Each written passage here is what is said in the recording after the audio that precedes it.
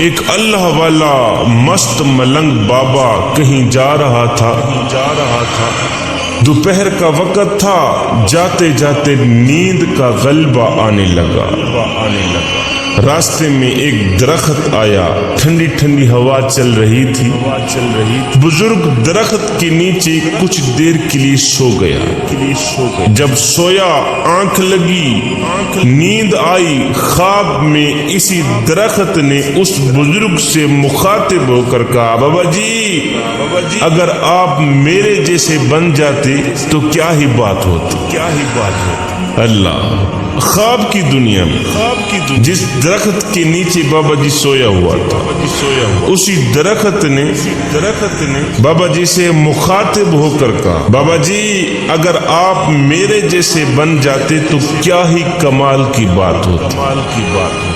خواب کی دنیا میں اس بزرگ نے اس درخت کو کہا، اوے میں تیرے جیسا بن جاؤں، پہلے اپنی خوبی تو بتا کہ تیرے اندر خوبی ہی کیا ہے۔ درخت نے کہا، میرے اندر خوبی یہ ہے کہ کوئی مجھے پتھر مارے نا تو میں اسے پھل دیتا ہوں۔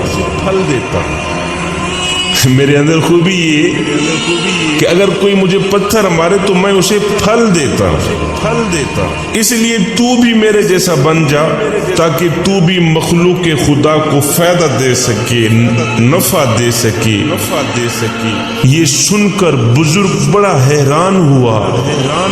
اللہ والا مست ملنگ بابا بڑا حیران ہوا، حیرانی کے عالم میں پوچھا کہ اے درخت اگر تو اتنا ہی اچھا ہے تو پھر مجھے بتایا جائے کہ اللہ نے تجھے آگ کی غذا کیوں بنا دی، پھر تو جلتا کیوں ہے، لوگ تجھے آگ کے لیے استعمال کیوں کرتے ہیں۔ تیرے اندر اگر اتنا ہی کمال ہے تو پھر مجھے بتا کہ اللہ نے تجھے آگ کی غذا کیوں بنا دیا۔ یہ سن کر درخت نے جواب دیا، بزرگو میرے اندر خوبی کے ساتھ ساتھ ایک بہت بڑی خامی ہے، جس خامی نے میری خوبی کا ستیہ ناش کیا ہوا، جس خامی نے میری خوبی پر پانی پھیرا ہوا، اور اللہ تعالیٰ کو میری یہ خامی اتنی ناپسند ہے کہ اللہ نے مجھے آگ کی غذا بنا دی۔ بزرگ نے پوچھا وہ کون سی خامی ہے؟ درخت نے کہا، بابا جی وہ خامی یہ ہے کہ جدھر کی ہوا چلتی ہے نا میں ادھر کو ہو جاتا ہوں۔ اللہ بابا جی خامی یہ ہے کہ جدھر کی ہوا چلتی ہے نا میں ادھر ہی کو ہو جاتا۔ مطلب یہ ہوا کہ جدھر کی ہوا چلے ادھر کو ہونے والی چاہے جان والی چیز ہو یا بے جان چیز ہو اللہ تعالیٰ کو ناپسند ہے۔ اللہ تعالیٰ اسے جہنم کا ایندھن بنا دیتا ہے، جہنم میں ڈال دیتا ہے۔ جوانوں ہماری صورتحال بھی اسی درخت سے ملتی جلتی ہے۔ ہم بھی کچھ ایسا ہی کر رہے ہیں کہ جدھر کی ہوا چلتی ہے ہم ادھر کو ہی ہو جاتے ہیں۔ ہم نام لیتے ہیں حسین کا، نقل کرتے ہیں یزید کی۔ ہمارے اوپر کوئی بھی شخص 10 منٹ لگا دے ہم اسی کے ہو جاتے ہیں۔ مسجد میں نماز پڑھنے کے لیے بھی چلے جاتے ہیں، پھر کسی کے کہنے پر کنجر خانے میں بھی چلے جاتے ہیں، ادھر کو بھی پورے ہیں ادھر کو بھی پورے ہیں، جدھر کی ہوا چلے ہم ادھر کو ہی ہو جاتے ہیں۔ ہمارا تن مسجد میں ہوتا ہے، من یاروں کے پاس ہوتا ہے، کھڑے نماز میں ہوتے ہیں، ہماری یادیں دوستوں کے پاس ہوتی ہیں، ہمارا سر سجدے میں ہوتا ہے، ہماری سوچیں کاروبار کی طرف ہوتی ہیں۔ جوانوں नमाज में भी खालिस बन जाओ, रब के इश्क में भी खालिस बन जाओ। उधर से हजरत राबिया बसरी आ रही थी, इधर से एक नौजवान जा रहा था। जब एक दूसरे के करीब आए तो नौजवान ने कहा, राबिया बसरी मैं तुझसे बड़ी मोहब्बत करता हूँ, तुझसे बड़ा इश्क करता हूँ। राबिया बसरी ने कहा, अच्छा तू मुझसे बड़ी मोहब्बत करता है, इश्क करता है? उसने कहा, हाँ मैं तेरे साथ इश्क कर बैठा हूँ, मैं तुझे अपनाना चाहता हूँ। राबिया बसरी ने कहा, अच्छा इस तरह कर, मेरी एक बहन है जो मुझसे कहीं ज्यादा खूबसूरत है, मैं चाहती हूँ तू उसी से ही मोहब्बत कर ले, उसी से ही इश्क कर ले, उसी को ही अपना ले। उस नौजवान ने कहा, तेरी वो खूबसूरत बहन कहाँ है? राबिया बसरी ने कहा, वो तेरे पीछे खड़ी।